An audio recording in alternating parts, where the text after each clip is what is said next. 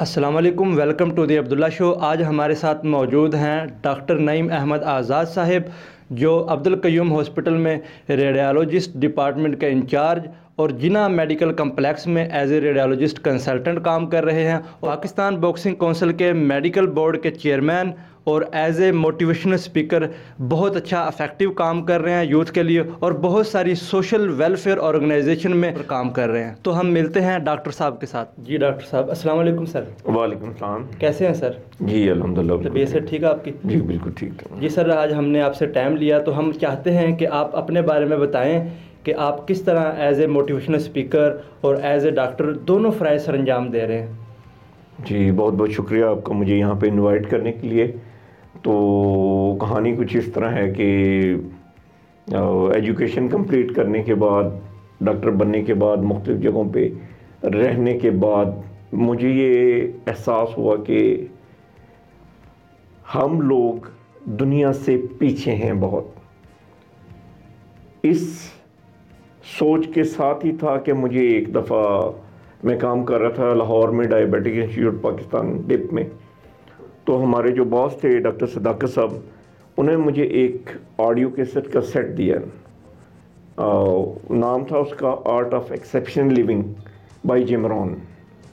تو میں چاہوں گا آڈینس سے کہ سب لوگ اس کو دیکھیں، نیٹ پہ فریلی اویلیبل ہے۔ یہ آڈیو کیسٹ کا سیٹ 6 قسطوں کا سیٹ تھا۔ یہ جب میں نے سنا تو میرے ذہن میں جو پہلی چیز آئی وہ یہ آئی کہ اگر یہ سیٹ مجھے آج سے 10 سال پہلے ملتا تو میری زندگی یقیناً مختلف ہوتی۔ بہت افیکٹو، بڑا زبردست۔ جو دوسری سوچ میرے ذہن میں آئی وہ یہ آئی کہ میں نے بچوں کو ینگ ایج میں، ارلی ایج میں یہ چیزیں سکھانی ہیں جو اس آڈیو کیسٹ میں سیکھیں۔ تو یہ بات ہے سن 2000 کی۔ 2000 سن کی؟ جی۔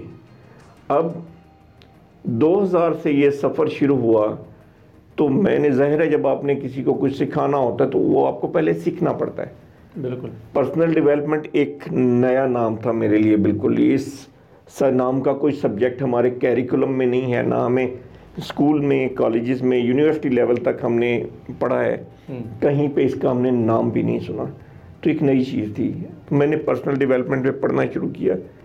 اس کے ساتھ ساتھ اس سے ریلیٹڈ مضامین ہیں کچھ، مائنڈ سائنسز ہیں، نیورو لنگوسٹک پروگرامنگ ہے، وہ سیکھنے کا موقع ملا، ٹریننگز اٹینڈ کی، بکس پڑھی مختلف۔ تو یہ وہ علوم ہیں جو لوگوں تک جب پہنچائے جائیں گے، یوتھ کو دیے جائیں گے، تو ان کو بہت زیادہ ان کی زندگی میں، سمجھ لیں آپ کے ایک ٹربو انجن لگ جاتا ہے۔ ایک چھوٹی سی بات کسی کو جب بتا دیتے ہیں آپ تو وہ چیز اس کو اٹھا کے بہت دور، بہت اوپر لے جاتی ہے۔ تو اسی طرح ہماری آزاد میموریل فاؤنڈیشن ہے، اس کا سلوگن بھی ہم نے یہ رکھا ہے کہ ٹیک می ہائر۔ ٹیک می ہائر، ٹیک می ہائر، یعنی کہ آپ، ہماری کوشش ہے کہ جو شخص ہمارے ساتھ ایفیلیٹ ہوتا ہے، ہماری ویڈیوز دیکھتا ہے، ہم سے سیکھتا ہے، ہماری ٹریننگز اٹینڈ کرتا ہے، اس زندگی میں کم از کم ایک سٹیپ اوپر چلا جائے۔ ہاں جی۔ میں کام کر رہا ہوں بچوں کے لیے، جو بچے فیل ہو رہے ہیں، آپ کو اندازہ نہیں ہوگا اس بات کا کہ اگر پچھلے 5-10 سال کا بورڈ کا رزلٹ آپ اٹھا کے دیکھیں، جنرل پبلک کو یہ باتیں نہیں پتہ۔ بالکل ایسے ہی۔ جب آپ وہ رزلٹ اٹھا کے دیکھتے ہیں تو پاسنگ مارکس جو ہیں، یعنی کہ پاسنگ کی پرسنٹیج جو ہے وہ 40 سے 60% ہے، یعنی کہ تقریباً آدھے بچے ہر امتحان میں 40% سے لے کے 60% تک، 50% تک فیل ہو جاتے ہیں۔ یہ ایک ابتدائی ڈگری ہے اسکول لیول کی۔ ایسا کیوں ہوتا ہے؟ کبھی ہم نے سوچا ہے؟ Being a parent, being a member of society, ایک استاد ہونے کے ناطے سے، ایک ایجوکیشنسٹ ہونے کے ناطے سے، ایک جو آپ کا کہہ لیں کہ ایڈیو ہیلتھ ہونے کے ناطے سے، ایک ہیلتھ منسٹر ہونے کے ناطے سے، کبھی ہم نے ان چیزوں پہ غور کیا ہے؟ میں ان چیزوں پہ پچھلے 20 سال سے غور و فکر کر رہا ہوں، اور میں یہ کوشش کر رہا ہوں کہ یہ بچے جو ہماری اتنی بڑی یوتھ کا اتنی بڑی تعداد ہے، پہلے تو بچے پڑھتے کم ہیں، اب جو پڑھ رہے ہیں ان میں کالج میں جانے والے بچے وہ تقریباً 40% کے قریب رہ گئے۔ بالکل ایسے ہی ہے۔ باقی فیل ہو گئے۔ جو فیل ہو جاتے ہیں اکثر ان میں سے دوبارہ ٹرائی نہیں کرتے پاس کرنے کی۔ کیوں نہیں کرتے؟ سوچنے والی بات نہیں۔ بالکل۔ ایک دفعہ فیل ہونا کوئی جرم نہیں ہے، ہر بندہ زندگی میں کبھی نہ کبھی فیل ہوتا ہے، کوئی بڑی بات نہیں ہے۔ لیکن جرم یہ ہے کہ اپنی ہمت کو چھوڑ دینا، جرم یہ ہے آگے بڑھنے کی جستجو کو چھوڑ دینا، یہی جرم ہے جس کی سزا ہم ایز اے قوم، من حاصل قوم، ہم جو ہے وہ کاٹ رہے ہیں۔ تو ہماری کوشش ہے جو بچے فیل ہو رہے ہیں وہ پاس ہو جائیں، جو پاس ہو رہے ہیں وہ گریڈ بہتر کر لیں، جو فرسٹ آ رہے ہیں یعنی کہ اے گریڈ میں، اے پلس میں آ جائیں، جو ٹاپرز ہیں اپنے اسکول کالجز میں وہ بورڈز میں ٹاپ کریں اور دنیا میں جا کے اپنا لوہا منوائیں۔ مطلب آپ کوشش کر رہے ہیں کہ یوتھ کو بہتر کریں، ان کی جو ابیلٹیز ہیں، کوالٹیز ہیں، وہ ان کو انہینس کریں۔ ڈیفینیٹلی۔ تو اس میں آپ کس طرح ورکنگ کرتے ہیں؟ کیا آپ کا جو موٹیو ہے، کس طرح آپ کا جو پلاننگ ہے وہ کس طرح ہے؟ اس میں اس طرح ہے کہ ظاہر ہے ہمارا یہاں پہ ہر بندہ جس طرح شیکسپیئر نے کہا ہے کہ ایک سٹیج ہے، یہاں پہ آتا ہے، اپنا کردار ادا کرتا ہے، چلا جاتا ہے۔ بالکل۔ تو ہمارا بھی ایک چھوٹا سا رول ہے اس دنیا میں، اللہ تعالیٰ اسے قبول کریں۔ تو میں پچھلے یعنی کہ 20 سالوں سے مختلف اسکولوں میں، کالجز میں جا کے لیکچر سپورٹک، جیسا کہ آپ جانتے ہیں کہ ڈاکٹر کی زندگی بہت مصروف ہوتی ہے۔ بالکل ایسا ہی ہے۔ صبح ہم نے ہسپتال بھی جانا ہے، کلینک بھی کرنا ہے، اس کے علاوہ یہ کہ زندگی کے بہت سے بکھیڑے ہیں، یہاں پہ رہتے ہوئے ہمیں لٹیگیشنز فیس کرنی پڑتی ہیں، عدالتوں میں میرے اپنے کیسز قبضے ہیں، زمینوں پہ جانا پڑتا ہے، مجھے ان چیزوں کو دیکھنا پڑتا ہے۔ لیکن اس کے باوجود میں کچھ ٹائم ضرور نکالتا ہوں اپنی قوم کو ریٹرن کرنے کے لیے، اپنی یوتھ کو ریٹرن کرنے کے لیے۔ تو اس سلسلے میں اسکولوں کالجوں میں میرے لیکچرز ہوتے رہے ہیں پچھلے 3 سال سے۔ یہ کرونا درمیان میں آیا تو کچھ انٹرپشن آ گیا، اس سے پہلے ریگولر 2 سال ای لائبریری میں ہر مہینے کے فرسٹ سیچرڈے کو، پہلے ہفتے کو 3 بجے سے 4 بجے تک میرا لیکچر ہوا کرتا تھا، جس میں بچے، ینگسٹر، یعنی کہ میرے لیکچر کے اندر 6 سال سے لے کے 60 سال تک کے لوگ آتے تھے۔ اور الحمدللہ یہ چیزیں سیکھنے کے بعد میں نے یہ سیکھا ہے کہ اپنے لیکچر کو اس طرح ڈائیورسیفائی کر دیں کہ ہر بندہ اپنی سمجھ کے مطابق کچھ نہ کچھ سیکھ کے جائے وہاں سے۔